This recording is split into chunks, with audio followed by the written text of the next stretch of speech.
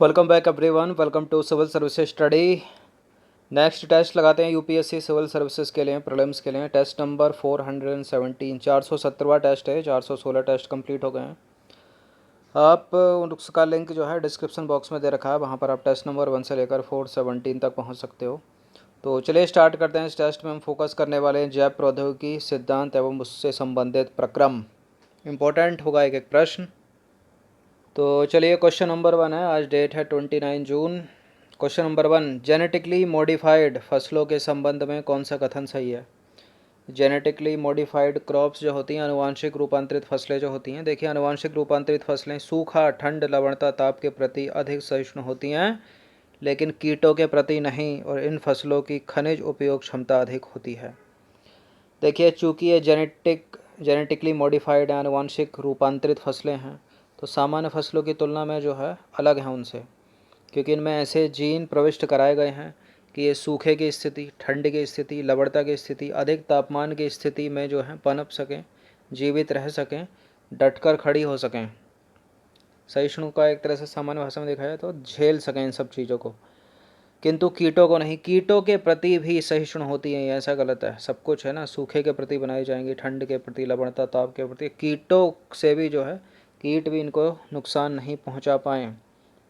अब इससे होगा क्या, जो हम बाद में जो फर्टिलाइज़र वगैरह डालते हैं, रसायन डालते हैं, जो फसलों के साथ भोजन में आ जाता है, जीवधारियों के अंदर चला जाता है बॉडी में, और क्या करता है, टॉक्सिक जहर के रूप में विभिन्न प्रकार के रोगों को उत्पन्न करता है। तो उससे क्या होगा, उन रसायनों को डालने की आवश्यकता नहीं है, क्योंकि कीटों को मारने की ज़रूरत ही नहीं पड़ेगी, क्योंकि कीट इनमें लग ही नहीं सकता, क्योंकि जेनेटिकली मॉडिफाइड क्रॉप्स हैं पहले से। तो करेक्ट तो है नहीं, पहला वाला गलत है इसकी वजह से, दूसरा वाला करेक्ट है। इसका आंसर हो जाएगा केवल 2। तो देखिए कथन एक सही नहीं है। ऐसे पौधे, जीवाणु, कवक या जीव जंतु जो भी जिनके जीन तकनीक की मदद से परिवर्तित किए जा चुके हैं, अनुवांशिक रूपांतरित जीव, जेनेटिकली मॉडिफाइड ऑर्गेनिज्म कहलाते हैं। ये फसलें जो हैं सूखे, ठंड, लवणता व ताप के प्रति अधिक सहिष्णु होती हैं। इन फसलों की खनिज उपयोग क्षमता अधिक होती है, और इन फसलों की कीटों के प्रति प्रतिरोधक क्षमता अधिक होती है। क्वेश्चन नंबर 2 पर आ जाइए। कपास के कीट रोधी पौधे अनुवांशिक इंजीनियरिंग द्वारा एक जीन को निविष्ट कर निर्मित किए गए हैं, जो लिया गया है। कहाँ से लिया गया है ये? कवक से, जीवाणु से, विषाणु से, प्रोटोजोआ से। मतलब फंगस से, बैक्टीरिया से, वायरस से, या फिर प्रोटोजोआ से। देखिए प्रोटोजोआ से लिया नहीं गया, ये बताइए कहाँ से लिया गया है। चलिए विषाणु, वायरस से भी नहीं लिया गया, इसमें से एक आंसर है इसका। तो ये लिया गया जीवाणु से, कवक से भी नहीं। ऑप्शन नंबर बी है इसका आंसर। तो देखिए अनुवांशिक इंजीनियरिंग का प्रयोग कर बीटी जो एक जीवाणु है, जिसे बोलते हैं बेसिलस थूरीजेनेसिस, बेसिलस थूरीजेनेसिस कहते हैं जिसको बीटी शॉर्ट फॉर्म में, से कपास के कीट रोधी पौधे तैयार किए जाते हैं। बीटी जीव जो है विष जीन जीवाणुओं से क्लोनीकृत होकर पौधों में अभिव्यक्त होकर कीटों के प्रति प्रतिरोधकता पैदा करता है, जिससे कीटनाशकों के उपयोग की आवश्यकता नहीं पड़ती है। क्वेश्चन नंबर 3 पर आ जाइए। एक आसान सा प्रश्न है। गोल्डन चावल एक प्रचुरतम स्रोत है किसका? विटामिन के, डी, सी, ए, किसका?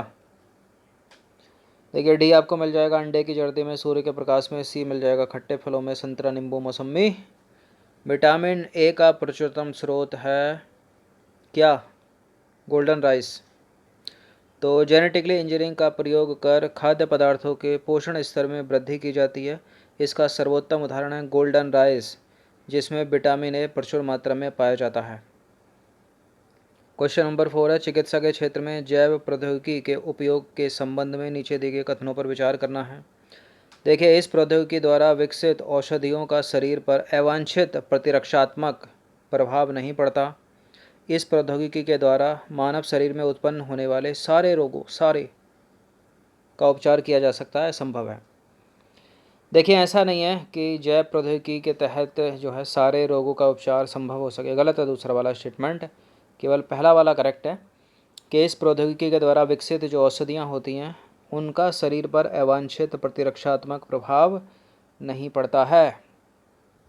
तो इसका आंसर हो जाएगा केवल 1। तो देखिए कथन एक सही है। केवल जैव प्रौद्योगिकी ने स्वास्थ्य सुरक्षा के क्षेत्र में अत्यधिक प्रभाव डाला है, क्योंकि इसके द्वारा उत्पन्न सुरक्षित व अत्यधिक प्रभावी चिकित्सीय औषधि का उत्पादन अधिक मात्रा में संभव है, क्योंकि इससे अनवांटेड इम्यूनोलॉजिकल प्रभाव जो है वो नहीं पड़ता है, जबकि ऐसा देखा गया है कि उपरोक्त उत्पाद जो अमानवीय स्रोतों से विलगित किए गए हैं वे अवांछनीय प्रतिरक्षात्मक प्रभाव डालते हैं। कथन तो सही नहीं है, क्योंकि इस प्रौद्योगिकी के द्वारा मानव शरीर में उत्पन्न होने वाली सभी रोगों का इलाज संभव नहीं है। क्वेश्चन नंबर 5 पर आ जाइए। निम्नलिखित कथनों पर विचार करना है। 3 स्टेटमेंट है यहाँ पर। पहला स्टेटमेंट है, मधुमेह रोग से पीड़ित व्यक्ति को इसके नियंत्रण के लिए इंसुलिन लेना पड़ता है, क्योंकि इंसुलिन के अल्प स्रावण से होता है ना मधुमेह। इंसुलिन रोग में उपयोग लाया जाने वाला इंसुलिन जानवरों व सुअरों को मारकर उनके अग्नाशय यानी पैनक्रियास से प्राप्त किया जाता है। वर्तमान में जैव प्रौद्योगिकी की सहायता से विषाणुओं द्वारा इंसुलिन का निर्माण किया जाता है। देखिए, इन तीनों में से एक पक्का गलत है। कौन सा गलत है आपको पहचानना है। तो पहला वाला तो करेक्ट है, दूसरा वाला करेक्ट है, ये तीसरा वाला गलत है, इनकरेक्ट है, क्योंकि वर्तमान में जैव प्रौद्योगिकी की सहायता से जीवाणुओं द्वारा इंसुलिन का निर्माण किया जाता है, ना कि विषाणुओं के द्वारा। तो थर्ड को एलिमिनेट करके केवल 1 और 2 हो जाएगा इसका आंसर।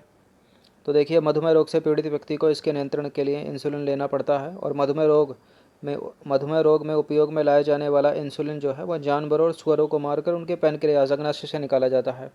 वर्तमान में जैव प्रौद्योगिकी की सहायता से जीवाणुओं द्वारा, न कि विषाणुओं द्वारा, इंसुलिन का निर्माण किया जाता है।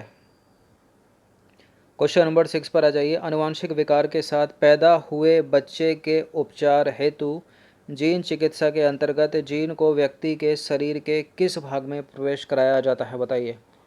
बोन मैरो में, उसके टिश्यू में मतलब ऊतक में, उसकी कोशिका में मतलब सेल में, या फिर माइटोकॉन्ड्रिया में। नीचे दिए गए कोड की सहायता से आपको उत्तर का चयन करना है। केवल 1 और 4, 2 और 3, 2 और 4, उपरोक्त सभी।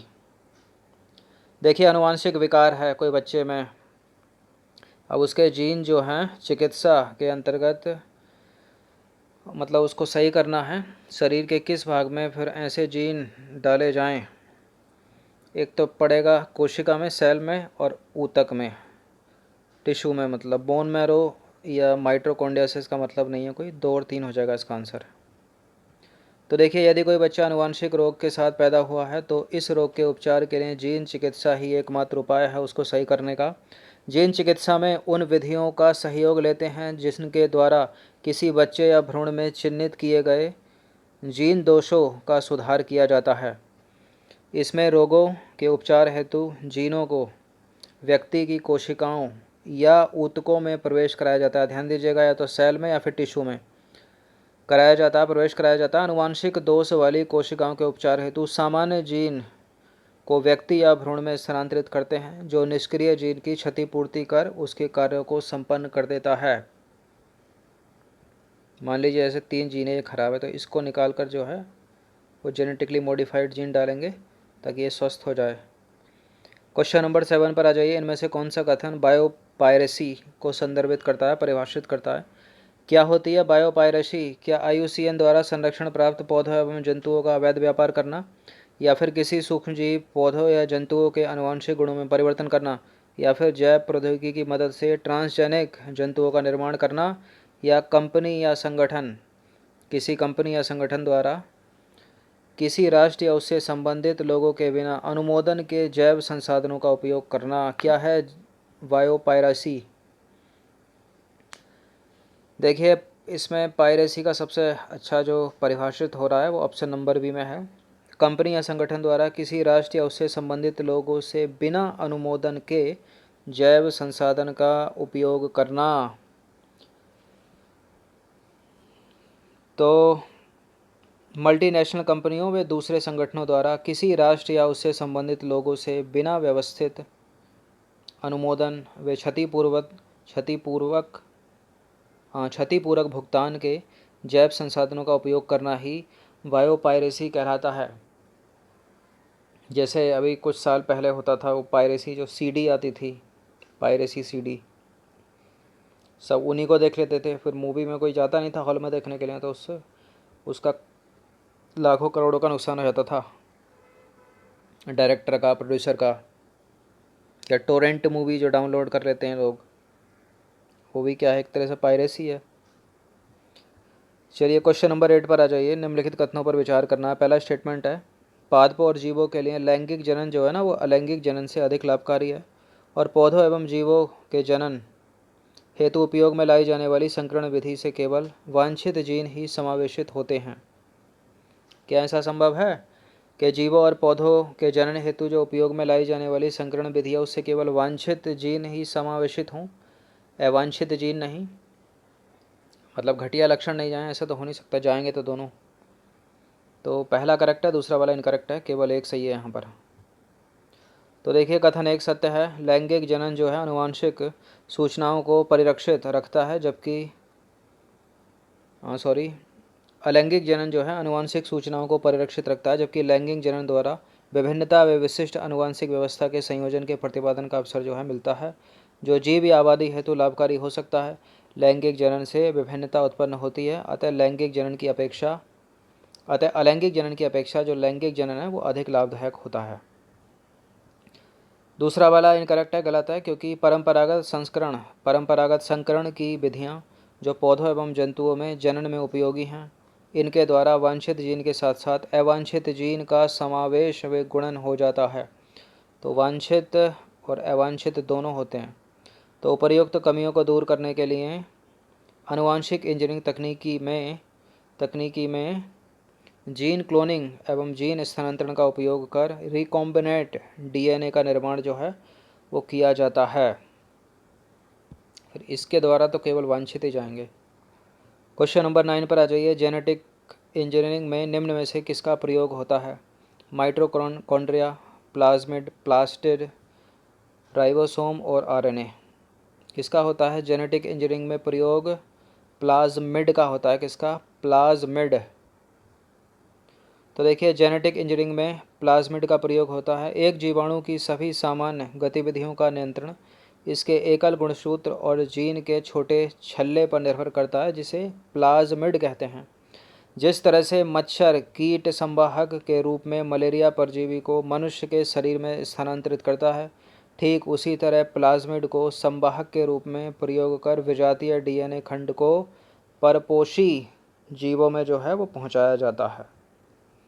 अब देखिए जेनेटिक इंजीनियरिंग में आनुवांशिक पदार्थों जैसे डीएनए या आरएनए के रसायन में परिवर्तन कर इसे परपोषी जीवों मतलब होस्ट ऑर्गेनिज्म में प्रवेश कराकर इसके समलक्षणी मतलब फिनोटाइप में परिवर्तन करते हैं। जेनेटिक इंजीनियरिंग तकनीकों में जीन क्लोनिंग एवं जीन स्थानांतरण का उपयोग कर पुनर्योगज डीएनए मतलब रिकॉम्बिनेंट डीएनए का निर्माण किया जाता है, जिससे बिना अवांछित जीनों के केवल एक या एक से अधिक वांछित जीन को चुने हुए जीवों में स्थानांतरित करते हैं। आ जाइए क्वेश्चन नंबर 10 पर। पुनर्योगज डीएनए तकनीक यानी रिकॉम्बिनेंट डीएनए टेक्नोलॉजी जीनों को स्थानांतरित होने देता है सूक्ष्म जीवों से उच्चतर जीवों में, जंतुओं से पौधों में, पौधों की विभिन्न जातियों में। ये कूट यहाँ होना चाहिए ना, नीचे नीचे दिए गए कूट की सहायता से सही उत्तर का चयन करिए, बताइए। देखिए बिल्कुल तीनों है, करेक्ट है, इसका आंसर डी है 1 2 3। तो रिकॉम्बिनेंट डीएनए टेक्नोलॉजी की सहायता से जीनों को पौधों की विभिन्न प्रजातियों, जंतुओं से पौधों, पौधों से जंतुओं में तथा सूक्ष्म जीवों से उच्चतर जीवों में स्थानांतरित किया जाता है। जीनों को पादप और जंतुओं में स्थानांतरित करना मानव ने जीवाणु और विषाणुओं से सीखा है, जिन्हें यह बात चिरकाल से पता थी कि आदिकाल से पता थी कि जीवाणु और विषाणु जानते थे कि यूकैरियोटिक कोशिकाओं को रूपांतरित करने के लिए जीनों का कैसा उपयोग किया जाए, और वे जैसा चाहते हैं वैसा करने के लिए जीनों को बाध्य करते हैं। अब आ जाइए क्वेश्चन नंबर 11 पर। निम्नलिखित में से कौन सा पृथ्वी पर पाए जाने वाले सभी जीव का आनुवांशिक पदार्थ है? ये मोस्ट इम्पोर्टेंट प्रश्न है। कौन सा है जीवों का आनुवांशिक पदार्थ? सभी जीवों का आनुवांशिक पदार्थ। एड्रेनालिन नहीं है, अमीनो एसिड नहीं है, और एमिलाइड प्रिकर्सर प्रोटीन भी नहीं है। यह है न्यूक्लिक एसिड। क्या है? Nucleic acid, option number C. तो बिना अपवाद के पृथ्वी पर पाए जाने वाले सभी जीवों का आनुवांशिक पदार्थ न्यूक्लिक अम्ल है। अधिकांश जीवों में यह है डीऑक्सीराइबोज न्यूक्लिक अम्ल है। देखिए सी होगा ना न्यूक्लिक। बी थोड़ी होगा, बी में तो अमीनो एसिड है ना, इसलिए सी होगा, न्यूक्लिक एसिड। न्यूक्लिक एसिड बहुत कन्फ्यूज़न होता है लेकिन विद्यार्थियों को इसमें, न्यूक्लिक एसिड लगाएं अमीनो एसिड लगाएं तो न्यूक्लिक एसिड है, याद रखिएगा। अब आ जाइए क्वेश्चन नंबर 12 पर। आनुवांशिक इंजीनियरिंग के अंतर्गत बायोप्लास्टिक, बायोलिस्टिक या फिर जीन गन का प्रयोग किया जाता है। किसमें किया जाता है? किसमें किया जाता है बायोलिस्टिक या जीन गन का प्रयोग? डीएनए को विभिन्न जगहों से काटने के लिए, जीन या डीएनए खंड को काटने के बाद उनको आकार अनुसार अलग करने के लिए, मानव के लिए उपयोगी सूक्ष्म जीवों का क्लोन बनाने के लिए, या पौधों की कोशिकाओं में पुनर्योगज डीएनए का बलपूर्वक प्रवेश कराने के लिए। किस लिए? देखिए, जीन गन का प्रयोग किया जाता है ऑप्शन नंबर डी, पौधों की कोशिकाओं में पुनर्योगज डीएनए का बलपूर्वक प्रयोग कराने के लिए, यानी रिकॉम्बिनेंट डीएनए का प्रवेश कराने के लिए। तो परपोषी कोशिकाओं में विजातीय डीएनए को प्रवेश कराने के लिए कई विधियों का प्रयोग किया जाता है। सूक्ष्म अंतःक्षेपण यानी माइक्रो इंजेक्शन विधि में पुनर्योगज डीएनए को सीधे जंतु कोशिकाओं केंद्र के भीतर अंतःक्षेपित किया जाता है। दूसरी विधि है जो पौधों के लिए उपयोगी है और पौधों की कोशिकाओं पर पुनर्योगज डीएनए से विलेपित स्वर्ण या टंगस्टन के उच्च वेग सूक्ष्म कणों से बमबारी करते हैं, जिसे बायोलिस्टिक या जीन गन कहते हैं। तो दूसरी विधि, पहली विधि ये हो गई और दूसरी ये हो गई। यहाँ से क्वेश्चन नंबर 13 पर आ जाइए। निम्नलिखित कथनों पर विचार करना। दो स्टेटमेंट है यहाँ पर, बताने कि इनमें से कौन सा करेक्ट है। डीएनए को प्रतिबंधन एंजाइम यानी री रिस्ट्रिक्शन एंजाइम द्वारा काटने के लिए दूसरे बृहद अणुओं से मुक्त शुद्ध रूप में होना चाहिए। जीन जो है हिस्टोन प्रोटीन के साथ गुथे हुए डीएनए पर स्थित होते हैं। देखिए, करेक्ट है पहला वाला स्टेटमेंट। और दूसरा वाला स्टेटमेंट, जीन जो है हिस्टोन प्रोटीन के साथ गुथे हुए डीएनए पर स्थित होते हैं, ये भी करेक्ट है। दोनों के दोनों करेक्ट हैं। सी है इसका आंसर। तो डीएनए को प्रतिबंधन एंजाइम यानी री रिस्ट्रिक्शन एंजाइम द्वारा काटने के लिए दूसरे बृहद अणुओं से मुक्त शुद्ध रूप में होना चाहिए। डीएनए झिल्लियों से घिरा रहता है, इसलिए कोशिका को तोड़कर खोलना पड़ेगा ताकि डीएनए दूसरे बृहद अणुओं जैसे आरएनए, प्रोटीन, बहुशर्करा लिपिड के साथ मोचित मतलब रिलीज हो सके। यह तभी संभव है जब जीवाणु कोशिका या पादप कोशिका या जंतु कोशिका मतलब या जंतु ऊतक या फिर लाइसोजाइम, सेलुलोज और काइटिनेज जैसे एंजाइम द्वारा संसाधित किए जाते हैं। फिर से सुन लीजिएगा, यह तभी संभव है जब जीवाणु कोशिका या पादप कोशिका या फिर जंतु ऊतक, लाइसोजाइम यानी जीवाणु, सेलुलोज यानी पादप कोशिका और काइटिनेज यानी कवक जैसे एंजाइम द्वारा संसाधित किए जाते हैं। तो ये 13 प्रश्न थे इम्पोर्टेंट। अच्छे से इसका रिवीजन, कम से कम इसको 2 बार रिवीजन मानना कम से कम, क्योंकि कुछ ऐसे वर्ड होंगे जो आपको बाउंसर मार के होंगे, समझ में नहीं आए होंगे, लेकिन जब 1 से 2 बार इसका रिवीजन हो जाएगा तो अच्छे से इसको ये समझ में आ जाएगा। ये इम्पोर्टेंट है, सारे के सारे प्रश्न अच्छे से पढ़ लीजिएगा इसको 1 से 2 बार। चलिए।